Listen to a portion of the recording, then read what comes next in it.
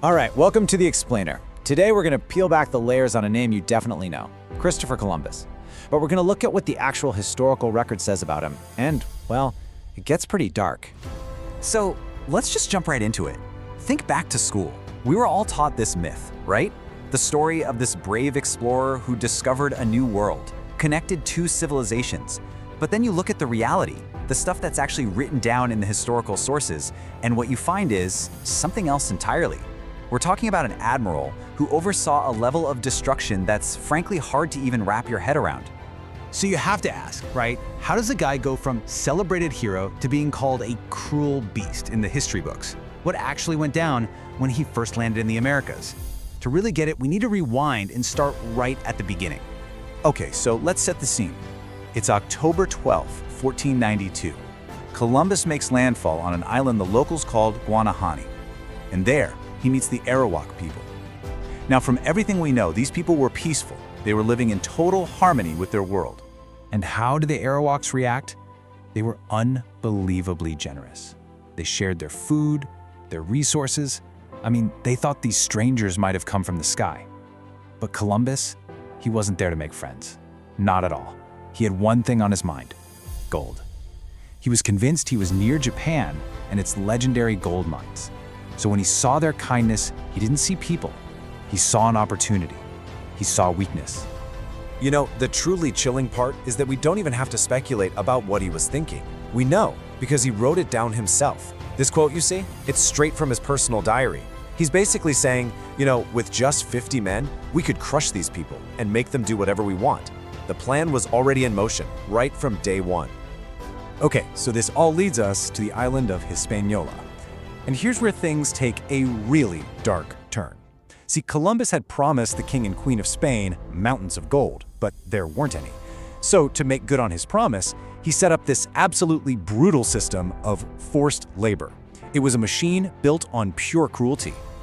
And this system, it was terrifyingly simple and efficient. This wasn't just random acts of violence, it was organized terror. So here's how it worked. If you were an Arawak over 14, you had to bring in a certain amount of gold every 3 months. If you made your quota, you got this little copper token to wear around your neck. It was your get-out-of-jail-free card for a while. But if you were found without a token, well, the punishment was having your hands cut off and just being left to bleed to death. And of course, most people failed, because the gold just wasn't there. But believe it or not, the gold quota wasn't even the whole story. The cruelty, it was like a disease. It spread and infected every single part of daily life. It became more than just a system to get gold. For some of the Spanish soldiers, it became a sick form of entertainment. So yeah, we're way beyond just forced labor now. This was about completely dehumanizing an entire population. The historical records are just filled with these horrifying details. Spaniards forcing natives to carry them on their backs because they couldn't be bothered to walk. Soldiers testing out sharp their swords were by slicing off children's heads. The work and starvation got so bad that mothers literally couldn't produce milk for their babies, creating what one historian called a barren generation. It's just unimaginable. So what do you do when you're faced with that kind of horror every single day, with no escape? The Arawak people were pushed to the absolute breaking point, and it led them to a last, heartbreaking form of resistance. They realized the only way out was to take matters into their own hands. We're talking about mass suicides. Entire villages would gather to drink a poison made from the cassava plant.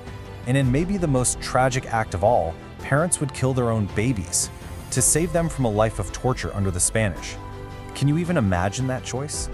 And there's this one story that just perfectly sums up the feeling of the Arawak people. It's about a leader named Hatue. He actually escaped to Cuba to try and warn other tribes about what was coming. But he was captured. He was sentenced to be burned alive.